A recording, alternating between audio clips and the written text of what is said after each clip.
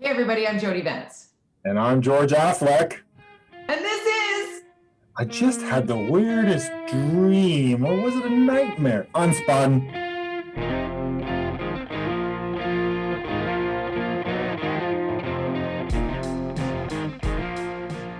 Oh my God, I'm so glad you're back. I'm so glad you're back. What just happened? What? It's nice to be back. Nice to be back. Nice to be off the campaign trail. Right, it feels like you took off in the DeLorean and then you came back, Doc. You're back. What was it like being a candidate in a pandemic election? Snap election. Yeah, and this is my first kick at the can in provincial election, so it's a different experience than municipal. Although, running in a riding, they gave me pretty good, complete freedom to do my own campaign. Votes are still being counted, so we'll see.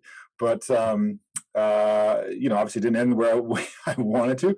But it was interesting. Central campaign has their whole focus, and then each candidate does their kind of thing. Some are more, I think, have more needs than others. And for me, because I'd done 2 or 3 campaigns, either behind the scenes or as a candidate, I was able to kind of manage it myself and with a small team because of the short timeline. So it was an interesting experience. Poor Amanda was kind of pulled into it to help out as much as she could, it was an interesting experience. Let's put it that way. It was 0 to 60 in 1 second. Yeah, pretty much like a four weeks in and out, done. Now, you said it was very different than running municipally or for council. Like, what was the biggest difference, would you say? Look, it's a smaller space for me. I mean, if you live in Williams Lake, like Lauren Dirksen, I was looking at his, he won up there for the Liberals, and I was looking at his Facebook page, and he was like traveling like from Williams Lake all the way down to 70 Mile House, and I'm like, oh my God, if you know the province, that's a big chunk of land. For me, I was in Vancouver Fairview, which was it's a big riding in the city, I suppose, but I was able to pretty much knock on every single family home door or any door that I could knock on. And you really can't do that in a city election. It's just too massive. So that's the big difference. Your scope is tighter. The diversity of that riding was it's emblematic of the city of Vancouver. You go from Main Street all the way over to Shaughnessy down to Kitts, and then so it was kind of similar to running in the city because you have this diverse cross section of income, and half renters, half owners, very similar to Vancouver, the city. So when the big orange wave hit, I'm drowning here. Yeah. What happened there? The rising tide lifts all boats, as they say in politics. I think it was John F. Kennedy who said that about economics. But if the tide's not on your side, if you're on the way out, you're on the way out. And the Liberals couldn't pull it together to change that tide for them, and that's as simple as that. There's the leadership question that we're dealing with now.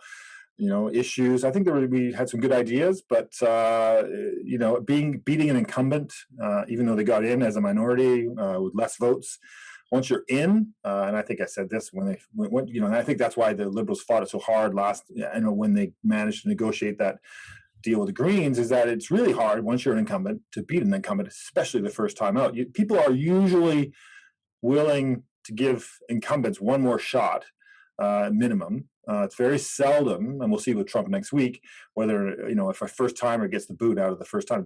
Carter in the States, it happened. Clark never got a chance in Canada.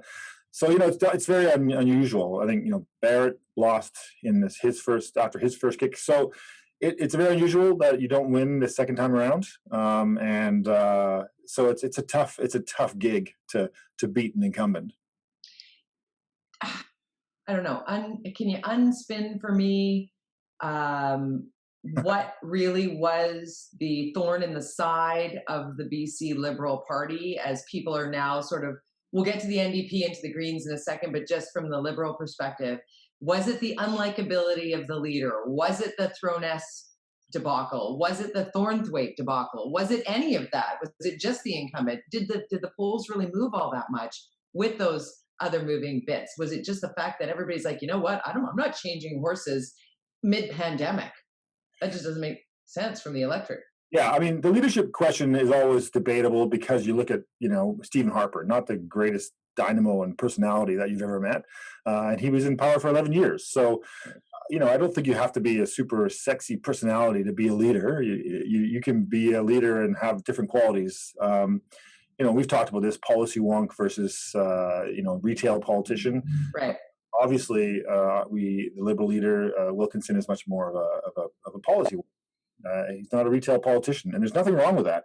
But you see how the vote turned out with obviously for me specifically, but also all of Sam Sullivan impacted hard. Looks like he lost his riding. They're going to have the mail-in to come, but Yes, Joe Hall. The Thornthwaite stuff and the whole LGBTQ issue.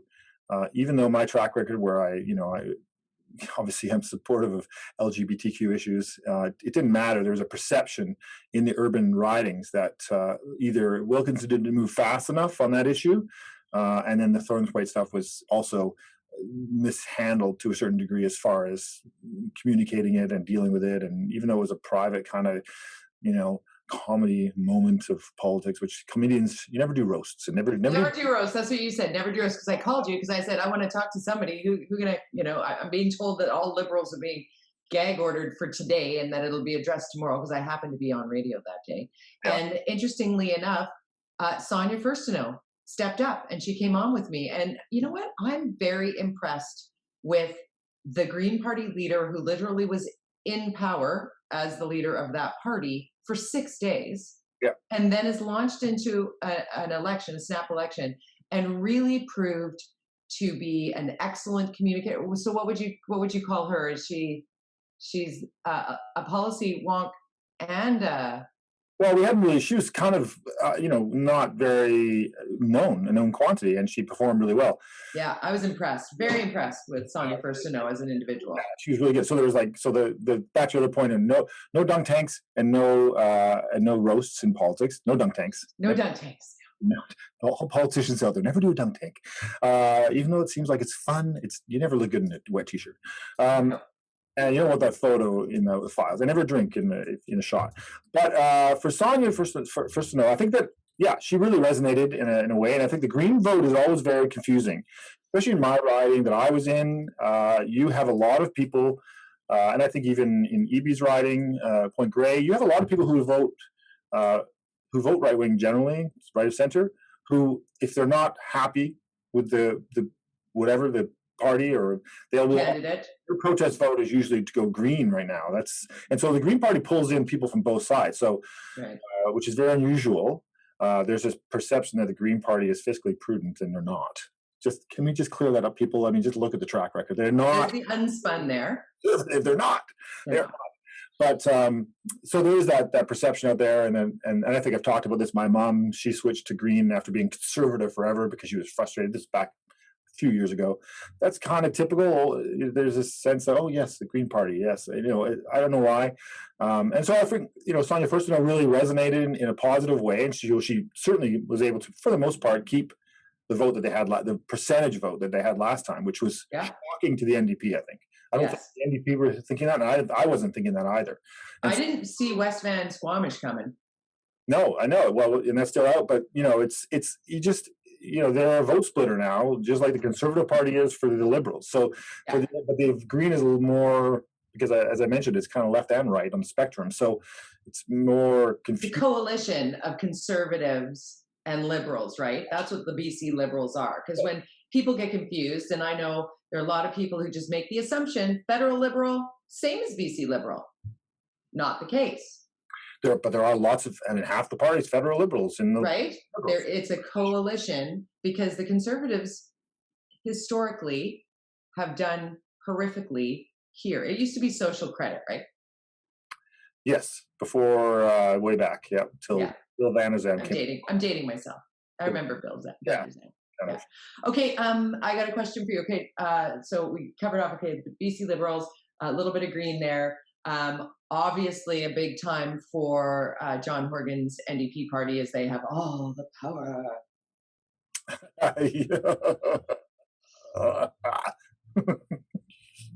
Sorry.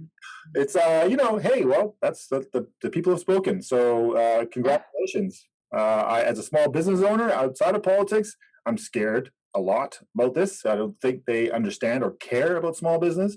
They say they do, but they haven't done anything yet in the 9 months since this pandemic started for small business. So I doubt they will in the future. They are is most interesting is the people behind the NDP, and the glimpse of that was when the person who introduced John Horgan after his victory was Raymond Louie, who was a city councillor for Vision Vancouver. Jeff Meggs is the head dude in the Premier's office. He was a Vision Vancouver. Andrew Reimer ran George Heyman's campaign against me. So a double painful loss for me, also Vision Vancouver. So Vision Vancouver, basically, for those who are watching and are unhappy with Vision Vancouver, in Vancouver especially, they are now in control of the province. So two things. One, prepare yourself for the same kinds of divisive politics. They are going to, as they did in Vancouver, divide renters versus owners. They see that as an effective approach to governing and staying in power. Staying in power is the highest priority for what was Vision Vancouver and now what is the NDP, which is basically Vision BC in a lot of ways.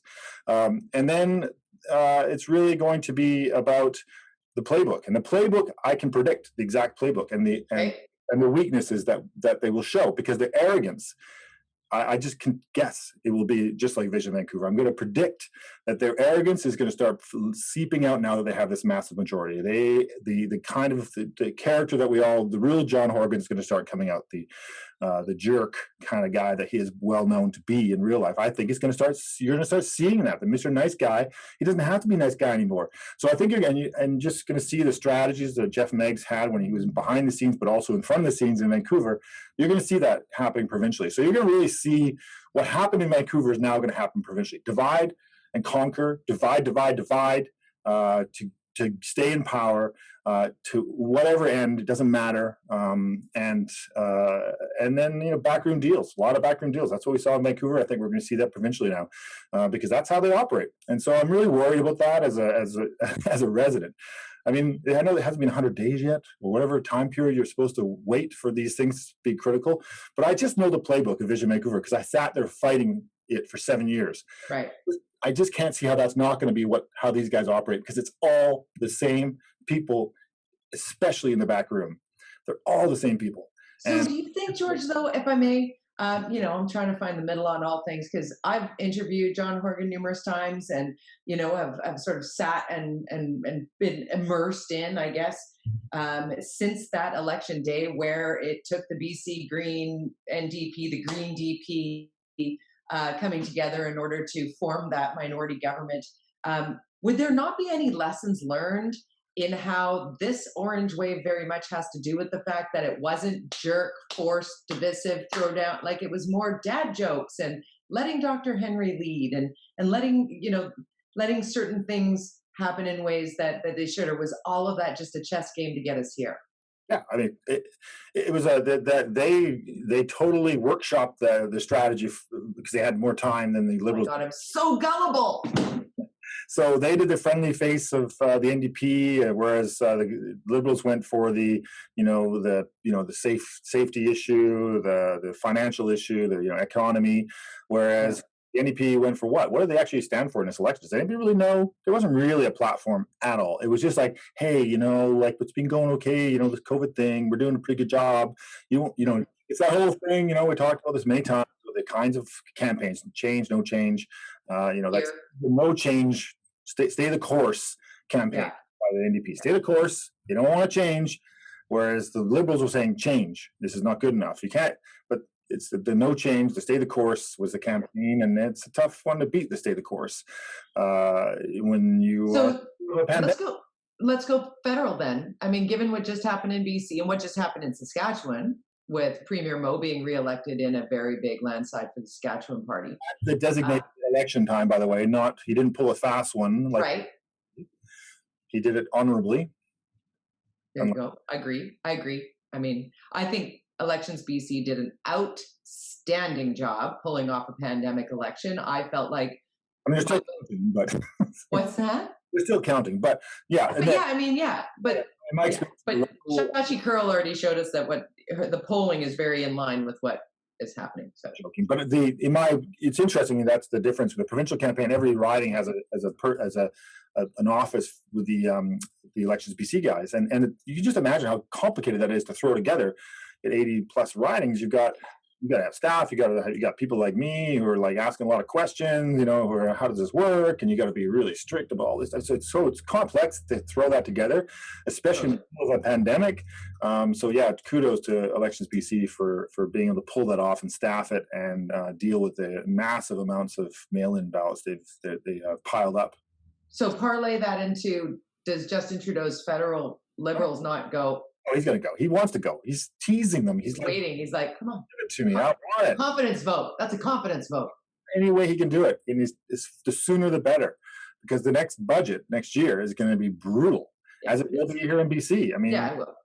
The money coming in and it's being spent, and it's just not going to work. And nobody wants to sit, to be dealing with the budgets next year and have to have an election. So speaking of budgets, while we're here, can we just acknowledge and give a shout out to one of the classiest humans in BC politics, and Carol James, the outgoing finance minister. I've had the opportunity to speak with her many times, and I just want to give her a little grace and class within the political realm from me to Carol James. All the best as you go back into public life and maybe take a deep breath after being in it. You go ahead and do that. Okay, I did that. Yeah. I know.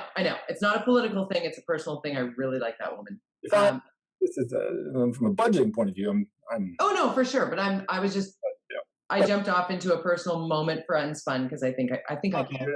What are the things? Let's fire you up, because some of the things that you missed while you were away doing that dream. Yeah. Can we bring it back to municipal politics here? Because holy bananas. Like, where do we start here? I want to start with, who was the guy that was like the deer in the headlights that Jordan Armstrong was interviewing about how City Hall staff were going to get their staff increases, but Paul Thorn, he's the new head of transportation engineering at City Hall. He's been around for a while. Really nice guy, super competent, absolutely. But Jordan threw him a question about the salary increases in the middle of an interview about the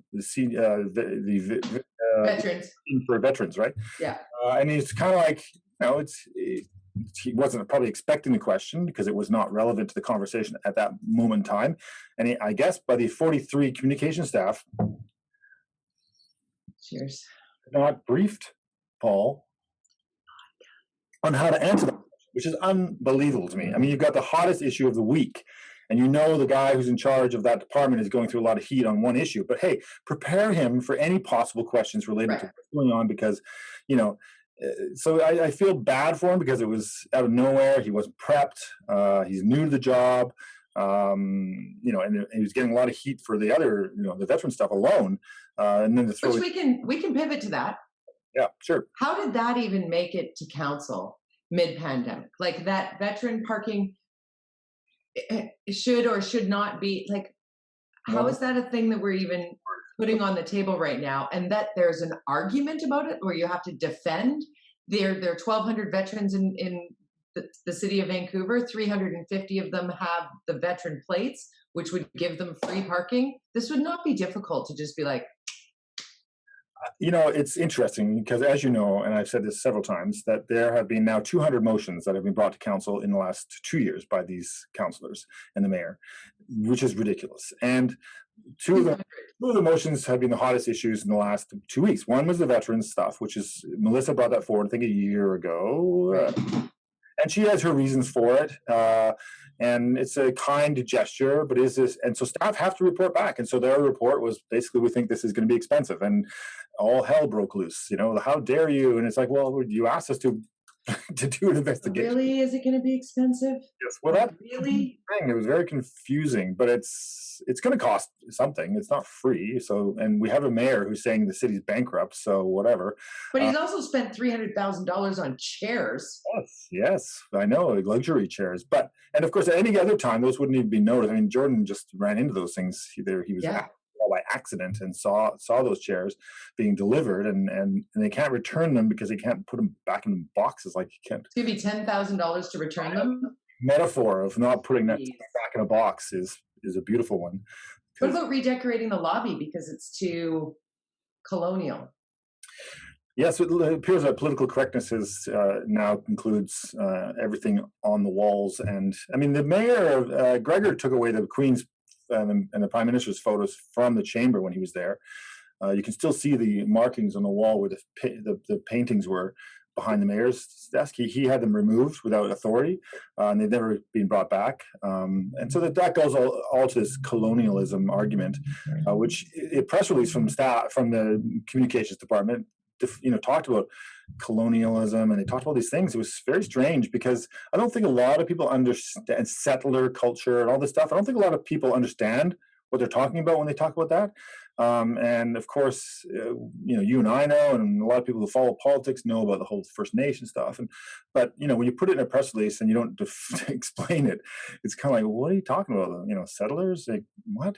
So like removing those pictures from the chambers, like that, those spots are still there. Like, why have you not brought in a group of First Nations peoples to do a mural on that wall and pay them good money to do it? Like, but on that wall, but on the other two walls, there's murals that were brought in there's three of them actually. Okay. Left side that were brought in, then done by First Nations. Okay, great. See, I'm not crazy. Okay.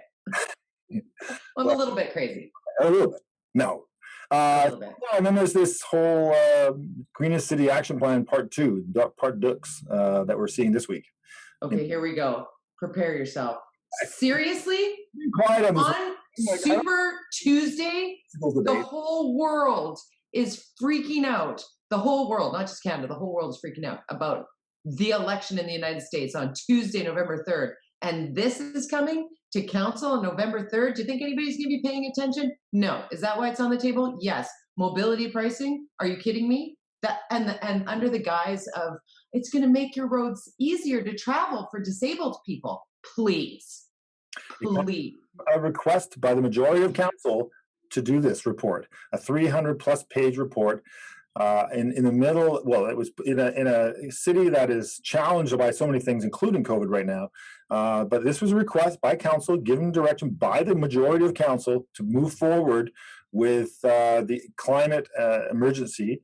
This is the report back from that request from council, and how much it's going to cost to do what they asked in that motion that was brought forward by a councillor. So it's the staff are just doing what they're being told to do by the council. They don't deal with time. So we got to blame council, not the staff. Always blame for council. this happening right now at a moment where small businesses are closing daily. People are stressed and stretched to the nth degree in a pandemic. I don't understand, like, the tone-deaf nature of this even being a discussion, and that it's happening on what might be the most stressful day of the decade. Come on. We talked about this several months ago, and I said this then. I said, this council, with all their emotions, when COVID started hitting, they needed at that point to say, hold on, staff, take all of this, let them aside. Put it over there. Let them aside, including what do we need to do, including the veteran stuff. Just don't worry about it. Let's focus on one thing right now, which is we have a massive, dangerous, horrible nightmare happening. We need to focus all our energy on that. Yet no, we continue to see the ramifications of 200 motions over 2 years by a council that seems to be completely focused on their own public relations more than actually governing our city. It's brutal. And that's why I'm glad, George. That's why I'm glad that you're back, that we're back, because we're going to keep holding them to account week in and week out here on UnSpun and on your Twitter. Haven't even mentioned at George_affleck. And at Jody with the Y Vance, at UnSpun Podcast. Of course, you're checking out the Orca. You're signing up for the Fin. You get that daily email to in your inbox every weekday morning that tells you everything you need to keep up on in BC politics and even Canadian politics for that matter, and the things that we just need to be aware of. Because short on time and long on topics, man. You mentioned COVID-19. Dr. Henry this week talking about how, now it's private homes, gatherings in private homes, weddings and funerals and celebrations of life, these sort of coming together and usurping public health orders that are now seeing us with a limit of a safe 6. Not safe sex, safe 6. You should have safe sex, but also now a safe 6. And if people are talking about a safe 6 each night, only 6 people, different people every night. Oh no, my friend. You're Oh, sick, no. and you're a small family that you might have. So 1-6. there's 3. We got 3 kids. I got 3 in our home, and then we got 6 total of with my other kids and their partners. Now we're at 9. So that's our max number in our home that we're allowed, and everything else got to happen outside. Everything else outside. And if you are wondering about the safe 6, or you know people who aren't really familiar with it and maybe don't want to, because if they don't know, it won't matter, go to the Orca.ca, read the middle. My column this week lays it out very succinctly, because I was watching very closely when Dr. Bonnie Henry was announcing it, and I was making copious amounts of notes, and then I put together the sort of guide to doing the safe 6 properly. Because if you don't, you can be reported, then you can be fined 200, 2,000, maybe even the ultimate in, if you're a multi offender here, you could end up possibly going to jail. Like, this is real. We've come to this. We've come to this. But Come to this. on the other hand, we're not locking down, George. No, I don't. Well, it's people are pushing back on that big time, and you see it happening in Italy and Spain and France, and people. You can do the lockdown once, I think, and then the second time, it's really tough to get people willing. So hopefully, we don't have to go that far. And I think Dr. Bonnie Henry is trying to avoid that. It seems she doesn't want. Yes. She knows it's going to be a challenge to do it. So let's focus on healthcare, on the safe 6 thing, and all that stuff. Go home, stay home. The reason the surge is happening again, even here. Is because everybody is going inside. It's getting cold outside. It's like, oh, screw it. Let's just go inside. We're fine. And then you go inside and you're not fine. And the virus spreads exponentially more in a closed space. And at this moment, I'd like to point out, I grew up in Tsawwassen. I was driving through town yesterday. I was going to visit my folks. And I saw the places that had the great outdoor patios, all the restaurants there that have been thriving with the big patios in the parking lots. And they put up tents with walls. Those are not outdoor tents. Take the walls off your tent. If you have a tent in your yard and you think you're doing it right and you've got plastic walls that are keeping it nice and cozy, no, that's not outside. The warm and cozy is where the virus is. 2 walls. Air's got to be flowing through 100%. That's the key. It's flow, airflow. So yeah. We're all right. Outside. So we're reading the article. We're following along with George. We're gonna remember the good things moving forward, and last but not least, it will be post-US election by the time we reconvene on UnSpun podcast. What do you see happening, George-affleck? Well, 96% of Texans have already voted that percentage-wise of the vote from the last election total. Nobody knows which Texans they are, whether they're Democrats or Republicans. So it's really, are Democrats motivated or are Republicans motivated? This is the ultimate question. We sit up here in Canada looking down thinking, well, it's the Democrats that are motivated, right? I don't know. Michael Moore is out there saying, no. Don't underestimate the Republican motivation out there, that they are motivated and they will get out and they will get their vote out. And Democrats are notoriously bad at that.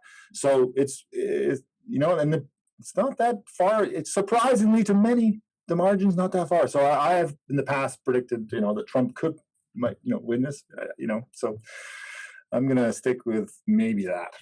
Are you? Should we put a little bet on this, a little wager?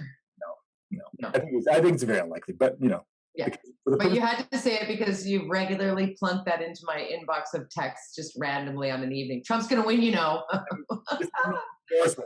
Just to be clear to everybody, I am not involved in American politics at all. And No. This is our personal opinion thing. This is just us. Based on spin, based on communications and motivation and all that stuff. But I think I'm going by 2 things. Yes. Alan Lichtman, who has called every U.S. presidential election with his 13 keys, he stands by a Biden victory by a small margin. And the other thing is that I'm concerned that on Tuesday, as you said, the Trump supporters, the Republicans are going to come out on the day. They always do on the day. And most of the Democratic vote has happened at advance polls or by mail, which will only start being counted as of Tuesday. So it might look like Trump wins, and then the results come in and it show Biden wins, and then all of a sudden Trump wants to take it all the way to the Supreme Court, which he has a fancy new special friend on. So it could be a long time before we are calm. But I believe that the Americans are that America is more ethical than the loud last elections, still minority that managed to make it through the electoral college. So I am like fingers, everything, literally everything is crossed that Joe Biden and Kamala Harris win. Live in hope. Live in hope. And that's Unspun 94, the return of George-affleck. Welcome back. Nice to be here.